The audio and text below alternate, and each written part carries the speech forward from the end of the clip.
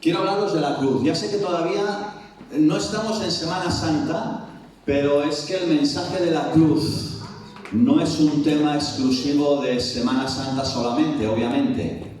Lo que sucedió ahora hace 2000 años en esa cruz es el eje central de todas y cada una de las predicaciones que hacemos desde este púlpito todo el año y de las que se hacen en los púlpitos de todas las iglesias. Así que la cruz es un tema para estar hablándolo, no solo todos los domingos, sino también todos los días. Fue mediante la cruz que fuimos reconciliados con Dios, pues estábamos enemistados con Él, éramos enemigos de Dios. Y esa enemistad venía por causa de nuestro pecado, de nuestra culpa. Dice la Biblia que todos, absolutamente todos, los que estamos aquí, los que están fuera, todo el mundo, toda la humanidad ha pecado, hemos pecado. Y todos estábamos destituidos de la gloria de Dios, todos, sin excepción. No hay uno solo que pueda decir lo contrario, todos. Pero fue por medio de Cristo. Y lo que hizo Cristo en esa cruz, que es que hoy podemos tener paz con Dios. ¡Aleluya! Y este es un motivo, hermanos, de estar alegres. Por eso es que hemos de gozarnos y hemos de alegrarnos. ¡Gloria al Señor! Hoy quiero hablaros de la cruz. Claro, tenemos una cruz, sí, muy bonita, preciosa. Cuando la trajimos aquí, vimos la cruz y dijimos, ¡guau!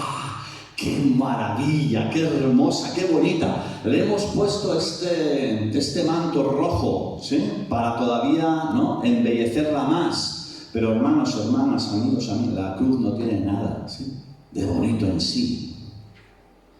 A lo largo de los siglos, la humanidad ha buscado, ha inventado infinitas maneras de ejecutar y de matar a los hombres. Y todas esas maneras han sido diseñadas, han sido pensadas para provocar una muerte lenta y a la vez lo más dolorosa posible para aquellos que iban a pagar. Y ahí estamos pensando en, por ejemplo, la lapidación. Qué dura, ¿verdad? La lapidación. O el ahogamiento. Terrible, ¿verdad? Y solo uno de pensar ya se le ponen los pelos de punta. O el garrote vil. ¿Sabéis lo que es el garrote vil? Yo no soporto ni que me toquen la nuez, ¿sí? Imaginaos esa tortura del garrote vil cuando te ponen ahí ese hierro y la nuez es quebrada. Tantas y tantas maneras que el hombre ha ideado para ejecutar de una forma lenta y despiadada a aquellos que querían matar. Sin embargo, hermanos, ninguna se compara con la muerte de la cruz, la muerte más cruel. Y la manera de ejecutar que los romanos, que no inventaron, ellos la adoptaron de los cartagineses. Y es que la crucifixión reunía tres de las cualidades que los romanos más apreciaban en una crucifixión. La primera era una agonía extrema. La segunda, una muerte lenta. Era la segunda de las cosas que más los romanos apreciaban de esa crucifixión. De hecho, se sabe que tardaban días incluso en morir. Hasta incluso podía llegar a morir el condenado aún en una semana. Imaginaos esa muerte lenta y despiadada. En el caso del Señor Cristo, fueron 6 horas las que estuvo colgado en ese madero. Desde las 9 de la mañana que fue colgado, clavado en esa cruz, hasta las 3 de la tarde. Y fueron solo 6 horas porque los líderes religiosos de aquel entonces se encargaron de apresurar su muerte debido a que era la víspera del día de reposo, del sábado. Y tenían a toda costa que evitar contaminar el lugar con cuerpos muertos. Y por eso es que anticiparon la muerte del Señor. Así que los romanos veían en la ejecución una agonía extrema, una muerte lenta y también un espectáculo público y una humillación extrema, total. Y de ahí a ese recorrido que hizo Jesús desde el lugar donde fue juzgado hasta llegar al Gólgota, al lugar de la calavera, aproximadamente 1 kilómetro, más o menos. Y en todo este proceso, hermanos, Cristo, como bien sabemos, sufrió de varias maneras. Fue azotado, y no poco, con muchos azotes. Los romanos tenían por costumbre azotar a la víctima antes de ejecutarla en la crucifixión. Y el protocolo del azotamiento era el siguiente: le quitaban, como bien sabéis, la ropa, le desnudaban, les tiraban contra una columna o ataban sus manos a un poste bajo. Y el látigo con el que ejecutaban, esos latigazos, tenía en sus extremos pedacitos de plomo o de huesos de animales con el fin de que penetraran en la carne y desgarraran la carne de los huesos en el momento de recibir el latigazo. Eso lo sufrió Cristo. Claro, es imposible describir, humanamente es imposible describir todo lo que él padeció. Fue escupido, fue golpeado, fue insultado. Con espinas en esa corona que clavaron, perforaron su cabeza. Y con clavos parecidos a esta imagen que os pongo aquí, clavos de 15 centímetros de largo y 1 de ancho, como bien sabéis, perforaron sus manos y perforaron sus pies. Quisieron, antes de empezar, darle un leve sedante, pero no fue por un acto de misericordia o de compasión, sino porque el proceso de clavar las extremidades de una persona a una viga de madera era mucho más fácil si esa persona estaba sedada. Y dice la Biblia que Jesús probó, ¿sí?, cuando le pusieron, pero no quiso beber. ¿Por qué? Porque él quería mantenerse plenamente consciente durante su dura prueba, siendo consciente de todo lo que estaba él haciendo por ti y por mí.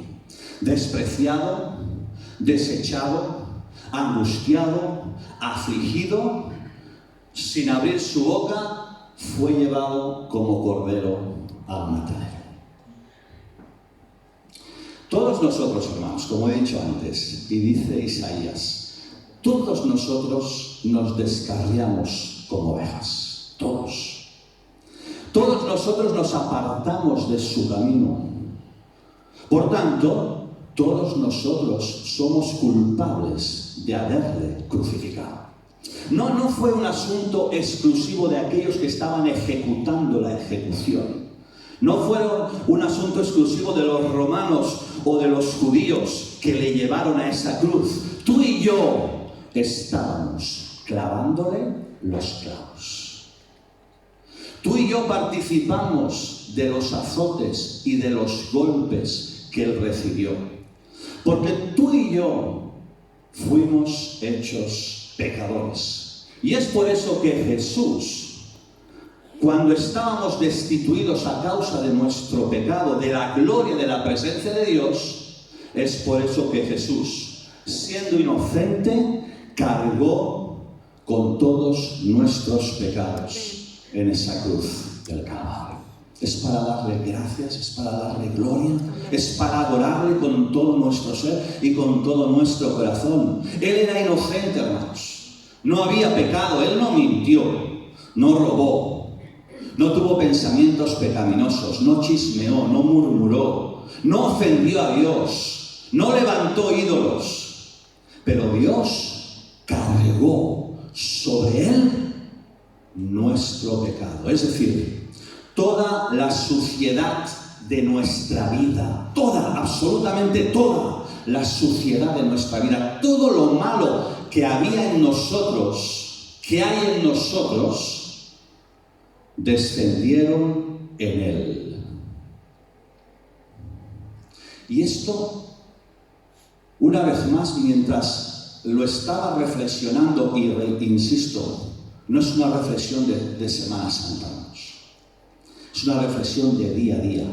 Yo decía, es imposible humanamente que nosotros podamos comprender, porque esto excede a todo conocimiento humano. Va más allá, sobrepasa nuestro conocimiento, nuestro entendimiento. Mira, busca conmigo Efesios capítulo 3, verso 18.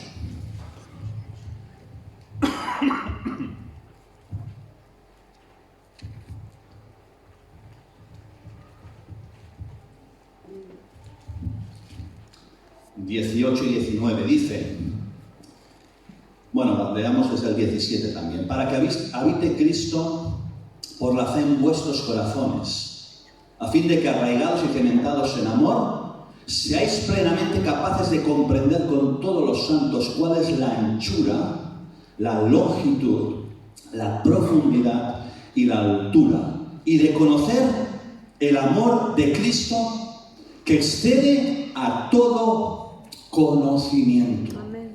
Y creo que en la cruz,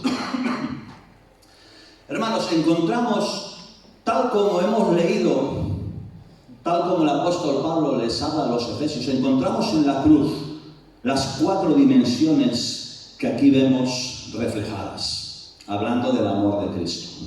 Y ahí vemos la anchura de la cruz. ¿Por qué? Porque esa cruz incluye a todo el mundo. Pues Dios quiere que todos sean salvos y que ninguno se pierda. Así que la anchura de la cruz te incluye a ti y a mí. Amén. Y también incluye a tu vecino, aquel que a lo mejor está contigo y aún quizá no le has hablado de la cruz. También incluye a tu compañero de trabajo, que ve que hay en ti algo diferente, pero quizá todavía aún no le has hablado del mensaje de la cruz. Incluye también a ese familiar tuyo, que quizá todavía no has tenido ese momento para hablarles de la cruz de Cristo. Ahí está la anchura de la cruz, pero no solo la anchura, la longitud también de la cruz. ¿Por qué? Porque esa cruz no tiene medida. No tiene medida, no se puede medir. Estamos todos muy acostumbrados a medirlo todo, ¿sí? Medimos, yo por ejemplo, me conozco al dedillo y con detalle las medidas de todo este local. Altura, longitud, todo, de cada una de las salas. El otro día vinieron a hacer un presupuesto, solo presupuesto. Dios provee. Pero vinieron a hacer un presupuesto y ¿qué altura? Digo, 3,65. No, esto no. 3,65. Vamos a medirlo bien. Miren, 3,65. Yo hace poco que estamos y lo tengo muy fresco. Y somos muy dados a medirlo todo. Todo es medible, menos el amor de Dios. No se puede medir. Humanamente no podemos encajonarlo dentro de unas medidas porque la cruz no tiene medida. El amor de Dios es sin medida, es sin límite. Gloria a Dios. Pero no solo lo ancho o la longitud, sino, y aún me emociona todavía mucho más, mirándome a mí mismo, lo profundo de la cruz. ¿Por qué? Porque por muy profundo que sea tu pecado, más profundo es el amor de Dios. Más profunda es la cruz de Cristo. Puedes caer en el peor pozo del pecado y de la desesperación. Puedes haber tocado fondo. Y hay muchas personas que han tocado fondo. Aquí puede haber alguien. Pero fuera hay centenares de personas que han tocado fondo. Pero mira, no se puede ir más allá del amor de Cristo. La cruz llega hasta las mismísimas puertas del infierno para libertar, como hemos cantado, al oprimido y sanar al quebrantado. ¡Gloria a Dios! Yo aquí había preguntado, aquí todos dirán amén. Gloria a Dios. La cruz de Cristo, hermanos, lo profundo de la cruz de Cristo, llegando hasta las mismísimas puertas del infierno, libertando al cautivo, perdonando a la gente, trayendo gracia y misericordia y salvación a todos. ¡Wow! Eso nos tiene que emocionar, nos tiene que erizar la piel. Y no solo ya anchura, longitud o profundidad, sino la altura de la cruz. Dios nos ha acercado a todos hasta el mismo trono de Dios, por medio de la cruz. Porque fue por la sangre derramada que nosotros podemos acercarnos confiadamente al trono de la gracia para alcanzar gracia y misericordia que nos ayude en el momento que probablemente más necesitamos.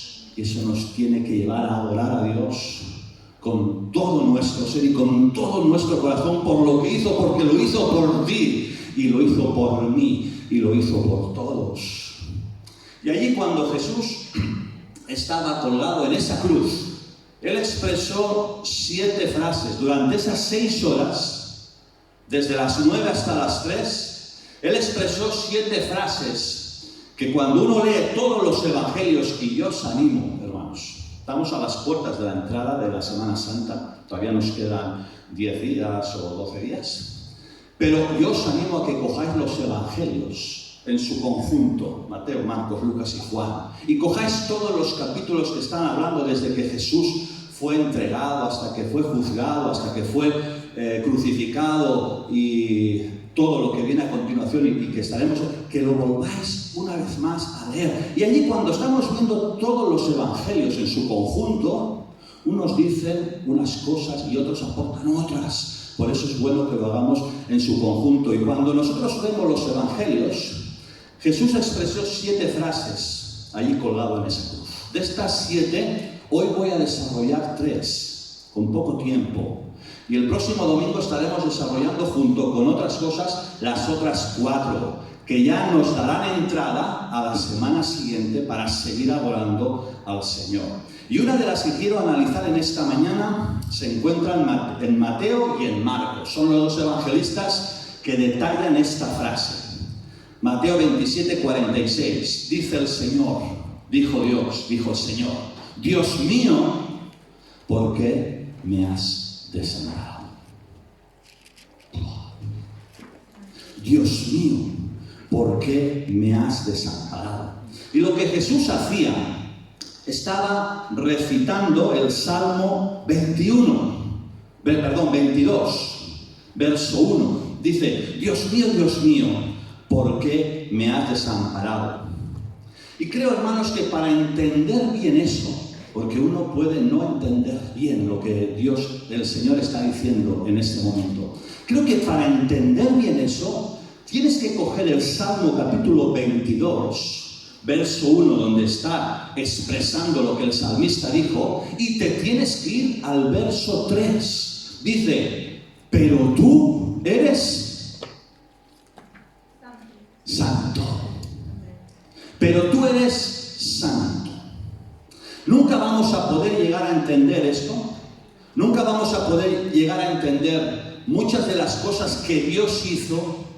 Nunca vamos a poder entender muchas de las cosas que en la Biblia Dios ha querido plasmar y nosotros necesitamos entender. Nunca lo vamos a entender hasta que no entendamos que Dios es un Dios santo, un Dios justo, un Dios recto y un Dios puro. 100%. Y hasta que no entendamos eso, no vamos a entender muchas de las cosas. No solo en esta expresión, sino muchas de las cosas que Dios hizo y por qué las hizo. Dios es un Dios santo. Y tu pecado y el mío, que antes describe, que Él cargó sobre sus hombros, hizo que Jesús fuera hecho pecado por ti y por mí. Como dije, sin haber pecado, siendo inocente. Así que en el Calvario Jesús llevó nuestros pecados sobre el madero. ¿Para qué? Para que nosotros podamos ser justos delante de Dios. ¡Aleluya! Para que podamos recibir justicia delante de Dios, necesitaba Cristo, siendo inocente, cargar tu pecado y mi pecado sobre su cuerpo, para que tú y yo, delante de Dios, podamos ser justos. Y ese padecimiento físico que antes describí, pues fue terrible. Pero mucho más terrible tuvo que ser el padecimiento espiritual que Cristo estaba sufriendo en ese momento al cargar tu pecado y mi pecado en la cruz del Calvario. Gloria a Dios. Él ocupó nuestro lugar. Fue nuestro sustituto. Éramos nosotros quienes merecíamos estar ahí. Pero Él fue nuestro sustituto. Cargó con nuestro pecado. Cargó con nuestra culpa. Otra de las frases que Jesús dijo, esta la encontramos en Lucas 23:34. Él dijo: Padre, perdónalos porque no saben lo que hacen.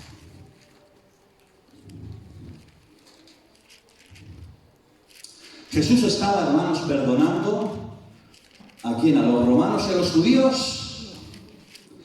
Jesús en esa oración te incluía a ti y me incluía a mí.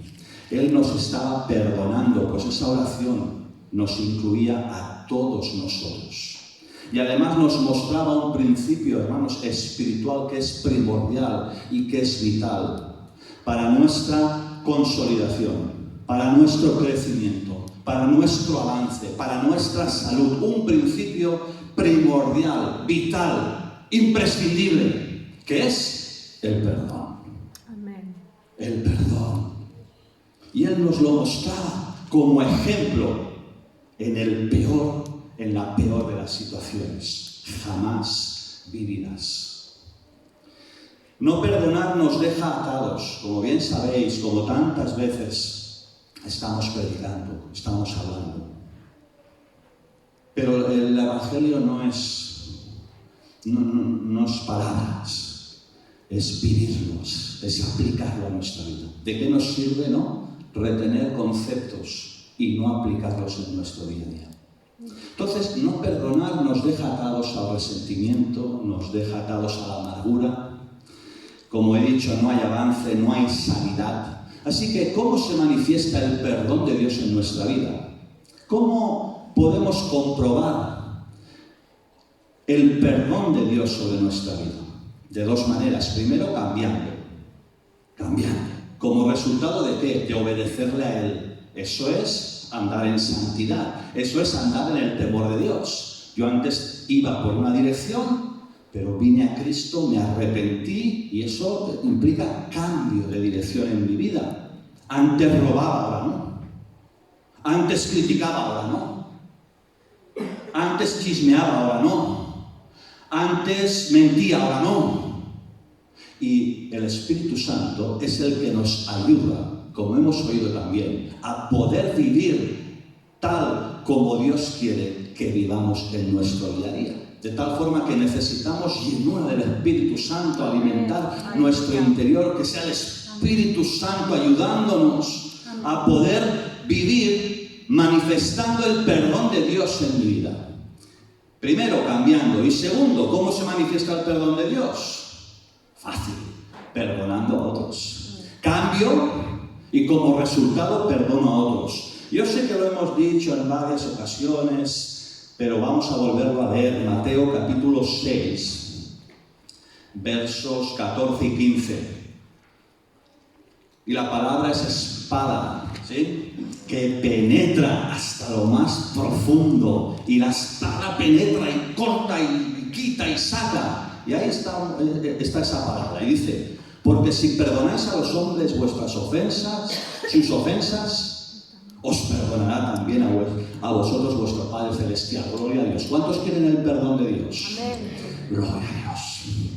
Cuando estemos delante de la presencia de Dios, solo el perdón del Señor sobre nuestra vida nos va a hacer aptos para poder entrar con el Señor, para vivir eternamente con Él, solo a través de eso, por medio de Cristo.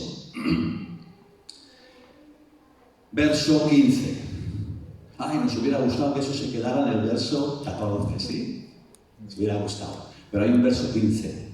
Dice: mas si no perdonáis a los hombres sus ofensas, entonces tampoco vuestro Padre os perdonará a vosotros vuestras ofensas. Y yo pregunto, si hay ofensas en nuestra vida no perdonadas, podremos ver al Señor.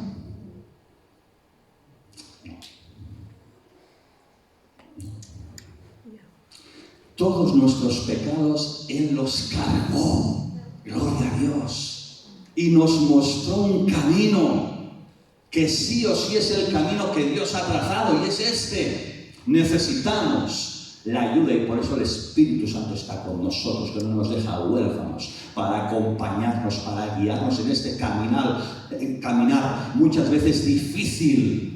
Muchas veces nuestra carne nos pide una cosa porque tenemos esa naturaleza, pero podemos vivir en santidad como agradamos a Dios, dejando que Dios tenga el control y el Espíritu Santo controle nuestra vida. Para eso debemos de alimentar en nosotros esa relación con el Espíritu Santo y poder vivir tal como Jesús nos mostró en la misma cruz.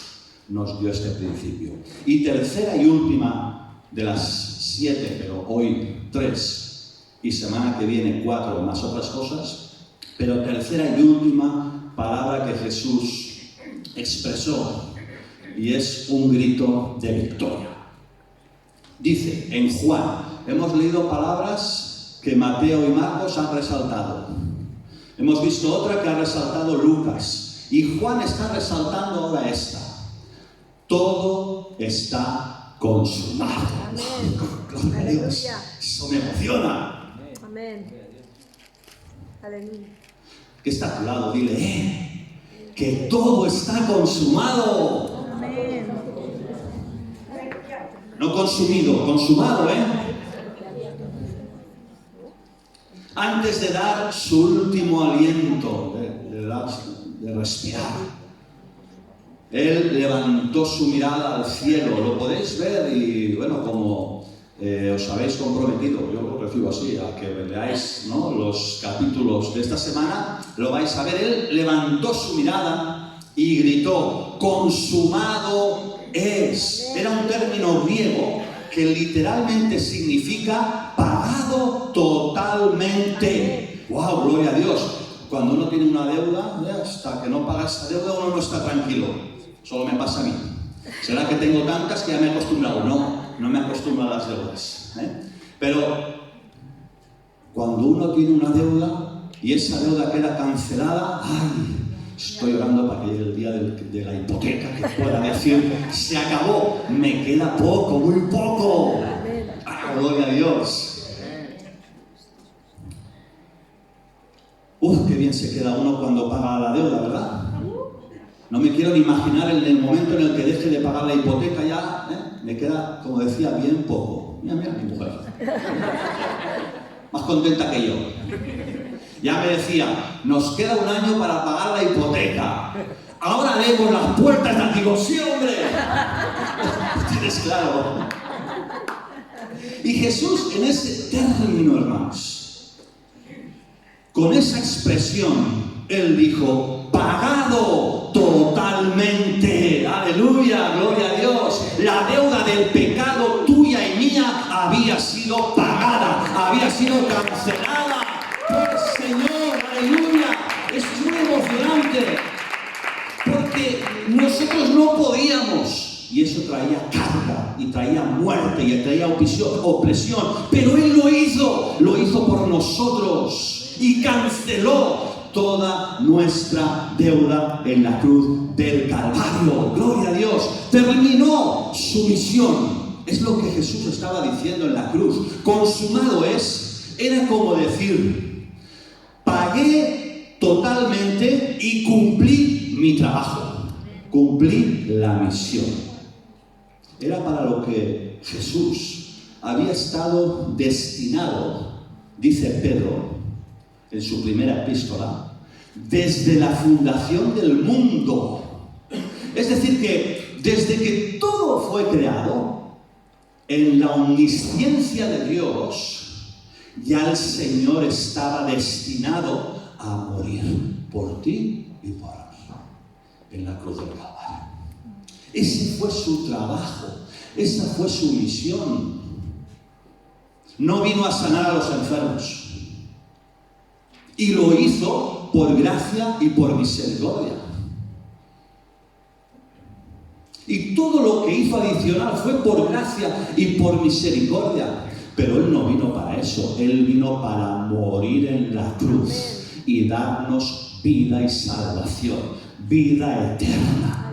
El Espíritu del Señor está sobre mí por cuanto me ungió ¿para qué? Para dar buenas nuevas, evangelismo. Para sanar a los quebrantados de corazón, evangelismo. Para dar vista a los ciegos, aquellos que espiritualmente no están viendo, pero necesitan ver que Cristo vino y murió por ellos, evangelismo. Esa es la tarea, esa es la misión, para eso vino. Y en su venida, su gracia y su misericordia se manifiesta como Él quiere, de las maneras en las que quiere, como cosa adicional a esta sanidad del Espíritu de una forma integral. Así que Él había cumplido su misión en la tierra. Es ante esta cruz, es ante una cruz, ante la cruz de Cristo, donde nosotros pasaremos el resto de la eternidad. Por eso es que es tan importante. ¿Recordáis? Quizá lo haremos seguramente con más detalle el domingo que viene, porque ya voy a ir acabando para adorar al Señor. Pero ¿recordáis aquellos dos ladrones? Lo mencionaremos con más detalle el domingo que viene.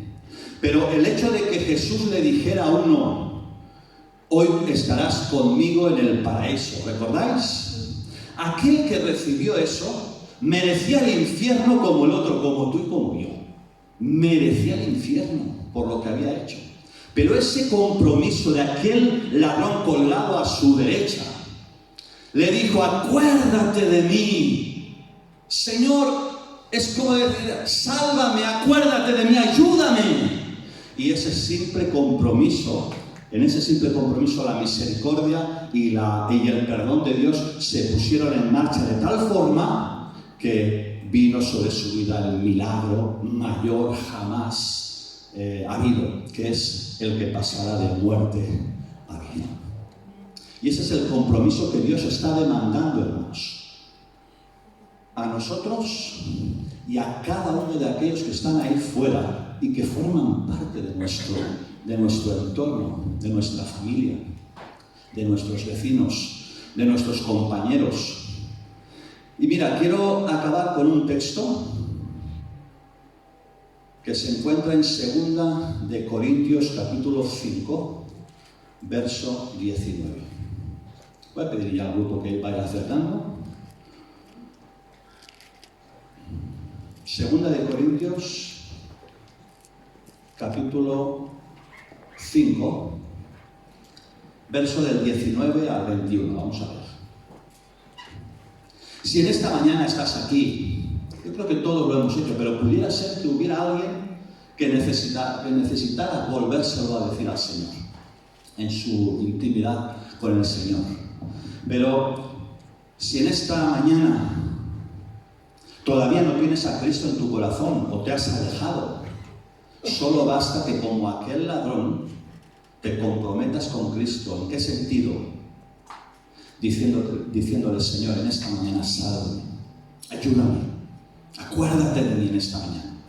Para eso necesitamos arrepentirnos de todos nuestros pecados. Para eso necesitamos recibir a Cristo en nuestra vida y en nuestro corazón por la fe en Él, creyendo que Él hizo lo que hoy hemos escuchado, recibiéndole al Señor en nuestra vida y en nuestro corazón, y tomando el compromiso de seguirle y de servirle. Si hubiera alguien en esta mañana que en este momento, a las 12:20 de la mañana de este domingo, no lo hubiera hecho, hoy es un momento, este momento es especial, idóneo, para que, como ese ladrón, puedas recibir por gracia y por misericordia el perdón de Dios.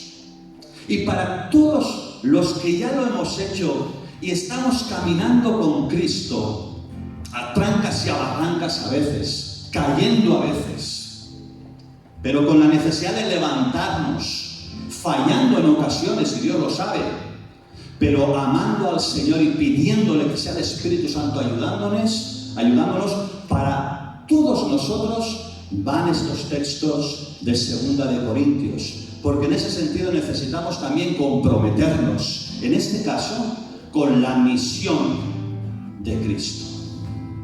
Comprometidos con la misión de Cristo, con la tarea de Cristo. Dice, verso 19, que Dios estaba en Cristo reconciliando consigo al mundo. Lo hemos hablado.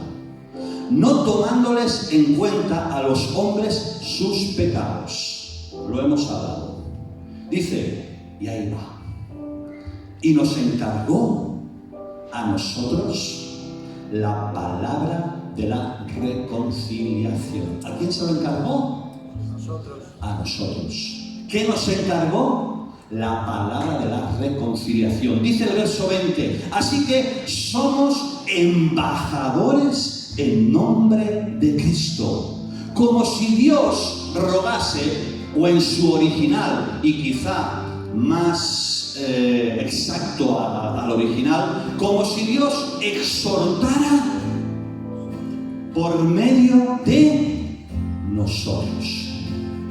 Así que en esta mañana Dios lanza una vez más ese compromiso con la misión de Cristo, hermanos. Esta es nuestra tarea, esta es nuestra misión, este es el trabajo que Dios nos ha dado a cada uno de nosotros, que podamos ser embajadores. ¿Y qué hace un embajador? Un embajador es un representante que está en un país extranjero. Nosotros somos ciudadanos del cielo. ¿Por qué? Porque hemos sido justificados por Cristo, porque Él pagó la deuda, Él canceló nuestra deuda, Él canceló nuestro pecado. Y es por eso que nosotros nuestra ciudadanía está en los cielos, somos ciudadanos del cielo, pero somos embajadores en la tierra. ¿Para qué? Para traer el mensaje de la cruz a aquellos que a nuestro alrededor están condenados a una muerte eterna. Y ahí está nuestra familia, ahí están nuestros amigos, ahí están nuestros conocidos, ahí están personas que Dios ha puesto a tu lado, a las que amas, y el mejor regalo y lo mejor que puedes hacer por ellos es predicarles el mensaje de la cruz. Esa es tu misión, esa es nuestra misión. Antonio, tráeme lo que hemos preparado.